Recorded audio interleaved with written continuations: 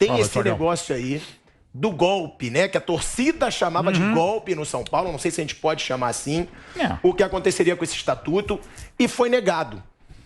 Qual é, assim, a posição, Mauro, até da gente da imprensa, de ver algo que seria tão vergonhoso para o futebol sendo negado pelo sócio? E, basicamente, era você ampliar os mandatos, você cercear o direito do contraditório dentro do clube, e não só em conselho, assim, até no bar do tênis o pessoal não poder conversar. Uma das piores medidas ou mexidas de estatuto que eu vi nos últimos tempos, e, graças a Deus, se o conselho havia votado a favor, os sócios votaram não. E não é só a questão democrática da maioria, é uma questão exatamente democrática para que se mantenha a democracia no São Paulo, que infelizmente não se mantém, e muito do pior momento institucional e financeiro da história de São Paulo, desde a fundação de 30, passa por isso. Então, pelo menos uma boa notícia, entre tantas derrotas do São Paulo, derrotas internas e externas, é o conselho sendo brecado, porque se o conselho fosse bom, eu detesto a frase feita, mas tem aquela, se o conselho fosse bom, né, ele não era dado, ele era vendido. Mas, infelizmente, na história, não estou falando só de São Paulo, de muitos conselhos, eles parecem apenas vendidos e não são bons.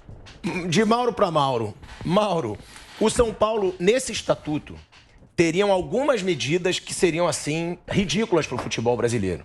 O presidente poderia ser reeleito para manter o presidente no cargo, seria uma das mudanças.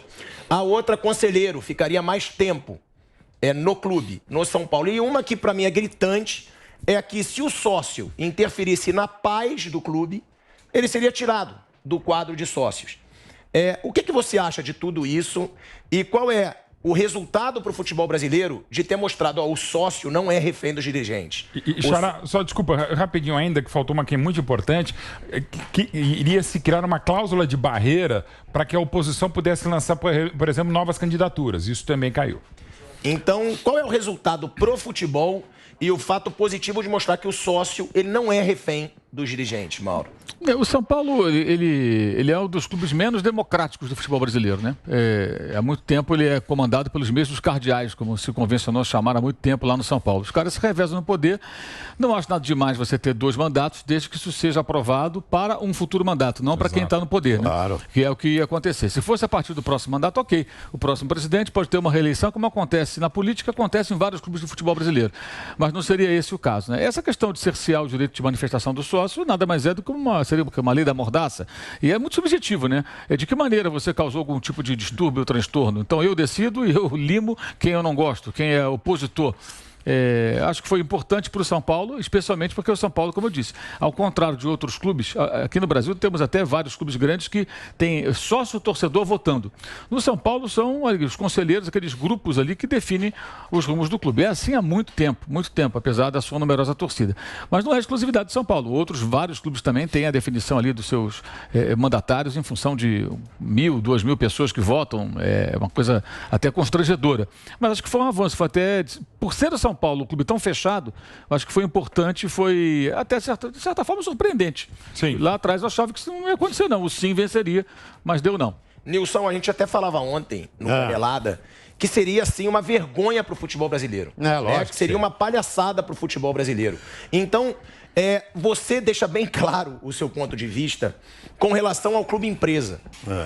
Seria por isso que tantas pessoas defendem o clube empresa no futebol brasileiro? Para acabar com essas vergonhas que acontecem nas diretorias dos clubes, porque eles tentam ter o poder a qualquer custo, empurra a dívida para outra diretoria, muitas vezes o torcedor está de olho aberto, mas não pode fazer nada. O clube empresa seria uma salvação? E também tem pontos negativos do clube empresa que também teriam que ser observados? Tem, claro que tem. O ponto negativo. Primeiro, tomara que dê certo. Tudo que a Jovem Pan faz dá certo. Então, o bate-pronto está começando e eu tenho certeza que a bola vai lá na gaveta. Se Deus quiser. De bate-pronto, né, Vamp? Na gaveta. Não pode entrar no gol, não precisa nem ser na gaveta, não tem a menor dúvida disso. E é todo dia, de meio-dia a 1 na TV Jovem Pan. E depois no rádio até 1h30. Isso, no rádio e no YouTube até 1h30. Parabéns, Marcelão, Tutinha, é isso mesmo.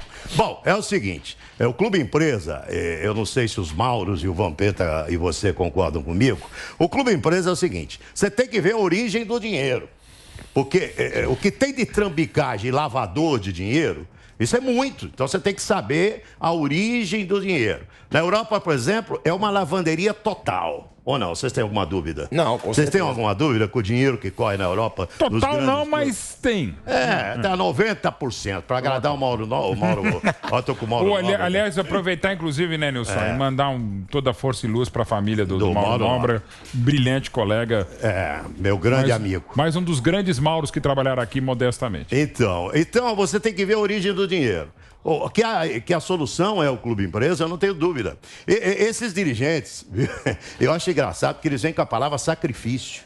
Eu vou fazer um sacrifício para dirigir o clube. Eu vou deixar de lado os meus negócios. Eu vou me sacrificar pelo clube do coração. Isso é cascata, conversa mole para boi dormir. Muitos dirigentes enriqueceram nos clubes e os clubes empobreceram. É só ver a história aí, gente. Veja o Cruzeiro. O Cruzeiro empobreceu e o dirigente ficou milionário. E não é só Cruzeiro. Espalha-se isso pelo Brasil inteiro. Vasco, Botafogo.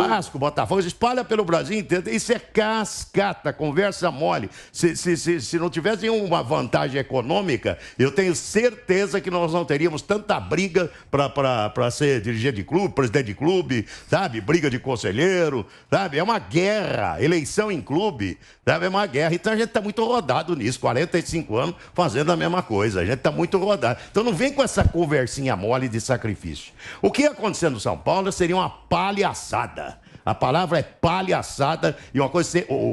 O Mauro César tirou da minha boca o que eu ia falar. O São Paulo, Mauro, historicamente, é o clube menos democrático do Brasil, talvez. Não tem democracia nenhuma no São Paulo.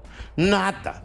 É um clube que não tem nada de democracia. E isso é histórico dentro do São Paulo. Graças a Deus deu zebra, porque a lógica era a aprovação. Eu fiquei surpreso. Eu esperava que o sim passasse. Porque quando eles armam uma coisa assim, a coisa acontece. Porque já estava tudo armadinho para acontecer. Então deu zebra. E aí veio o diretor de São Paulo, o presidente de São Paulo vem com um Twitter dizendo, tá vendo? Nós somos democráticos, nós aceitamos a vontade da maioria dos sócios dos clubes. Conversa mole, os caras queriam que tivesse passado, né? Acho isso. Vamp, para você que já esteve ali nos bastidores do futebol, tudo isso, essas vergonhas que acontecem nos bastidores, na diretoria, interfere dentro do campo? Você acha que o próprio jogador do São Paulo, ele está prestando atenção nisso? Porque a gente já conversou muitas vezes sobre, e jogadores do Vasco, por exemplo, já cansaram de dizer, claro que interfere, óbvio que interfere. A gente vê uma crise política, dirigentes, ganha um presidente, depois é o outro. Para o jogador do São Paulo, interfere? E outra, você também como um cara da bola, o que você pensa sobre tudo isso, sobre esse estatuto que poderia ter sido aprovado? Ontem eu vindo pra cá, pra Jovem Pan, né, e tava escutando a estreia do Campeonato Paulista, do Palmeiras, né, Novo Horizontino Palmeiras, saiu a notícia que, né, os sócios reprovaram o que o Conselho tinha aprovado lá atrás, né. Aí eu fico me pensando assim, não muda muito pra vida pessoal política, né. Eu sou um cara que, a partir do momento que eu peguei meu título de eleitor, nunca fiquei sem votar. Votando certo ou errado, eu vou lá e compro com minhas obrigações. Eu fico olhando assim, mete bala, né, Vamos? Não, eu vou lá e voto, sim. Aí você fala assim... Aí, às vezes, no candidato que eu votei, eu digo, eu espero que ele represente aquilo que nós votamos eles para botar lá na bancada do Senado ou na Câmara de Deputados, estaduais ou federais. E o cara vai, quando tá lá que assume, vai de contra tudo aquilo que você votou, pensando nas ideias dele de campanha. Né? Aí já vai a favor do que o partido pensa, do que ele próprio pensa para si, e não do povo que botou ele ali, né? E olhando, digo, os sócios do São Paulo votou no conselho, o conselho foi lá e fez aquilo com o presidente. Aí saiu logo a nota do presidente, democracia, tudo, eu digo, o jogo é o mesmo, só muda as peças, né? E vem numa sequência que nem vem a diretoria do Palmeiras, todo mundo situação, tem uns problemas eles têm. No Corinthians é todo mundo a mesma coisa, situação, e no São Paulo não é diferente. Eles se perpetuam, né? Não, só muda. Você vê lá, Roberto de Andrade e Andrés do Ilho. Aí o Paulo Nobre começou, o Galhote era do lado e a Leira. Só que o Paulo Nobre se afastou, né? Então, não muda nada, continua tudo a mesma coisa. Concordo que para 3 anos, se fosse que nem o Mauro falou, não para esse agora, mas para o próximo mandato, claro. Tudo, não vejo 6 anos você ter que administrar um clube de futebol ser muito tempo. Até agora, porque o Casares, no passado, votou contra a reeleição. Não, e foi do Aidar e era do Leco. E me surpreende muito assim. E é desde 2002 praticamente esse mesmo grupo aí, político. eu falando ontem assim, por exemplo, a maioria de nós aqui que não for CLT vai ter que abrir uma empresa para dar nota para receber seus vencimentos. E aí, quando você atrasa essas notas, né, já bloqueia logo, você não pode mais tirar, você tem que pagar. Aí eu vejo o clube de futebol tudo falido. Um deve 2 bilhões, outro 1,5 bilhão, e aquela briga política para querer Assumir o poder. É o quê? É assumir poder, vaidade, é porque ama o clube, é porque envolve valores financeiros. Claro que eu me envolve. pergunto isso toda hora. Eu torço pro meu Vitória lá na Bahia, que está na 3ª divisão, na Série C. Há uma briga política para quem vai assumir o Vitória. Aí você não tem mais dinheiro da TV, da Série A ou da Série B, a Série C. O Campeonato Baiano deficitário, os campeonatos estaduais, não está na Copa do Nordeste, e uma briga para assumir o Vitória. Né? Como tem no Vasco, como tem em outras agremiações. Uma coisa é você brigar para assumir um Real Madrid com dinheiro em caixa, tem um City, que aí já tem dono. Né? Mas eu vejo que o Vasco sai na mão lá, eleição no Vasco, ela sai na mão para assumir um time que deve 1,5 bilhão. Essas coisas eu não entendo. Né? Ainda bem que os sócios, prevaleceu a vontade dos sócios, que esses sócios votaram nos conselheiros, e os conselheiros votaram para que tivesse isso. Não, e deixando claro, né, Vamp, você falou de clube. A entidade que comanda o futebol brasileiro é assim. Sai o Ricardo Teixeira, Então, mas entra aí o cara a CBF dele. tem dinheiro, irmão. Sim, mas é o que eu te falo. Você brigar pelo aquilo que tem, aí você vai dizer assim, pô, os caras estão brigando. E não tem briga, né, na CBF. Não, mas o exemplo já vem dessa entidade. Tem, mas Pra quem fica. quer saber quem é que vai mandar mais. Mas né? ali você vê que é um lugar que tem dinheiro. Sim, mas olha o que acontece, muito. como eles se perpetuam. Sai o Ricardo Teixeira, banido do futebol. Entra o cara dele, o Marinho, é preso. Depois entra um cara que é de confiança dele, o Marco Polo, é banido do futebol. Entra o Caboclo, que é o garoto Que dele. está sendo banido. É isso. E que hoje tem um novo Então se presidente perpetua. que, com todo respeito, a gente não o conhece. Qual o nome do presidente da CBF? Como é que é, Maurão, sabe? Edinaldo Rodrigues, né? É baiano lá, ele foi... presidente da Federação Baiana. Mas isso a entidade máxima é assim. A FIFA, que é a Sim, entidade então máxima... é uma Não, vergonha Infantino a geral. gente A não entidade sabia. máxima é assim, Isso. é uma trambicagem total. Em construção, essa aqui vai ser a 9ª Copa do Mundo que eu vou ter presente. Se me mandarem para lá, vai ser a 9ª que eu vou estar presente.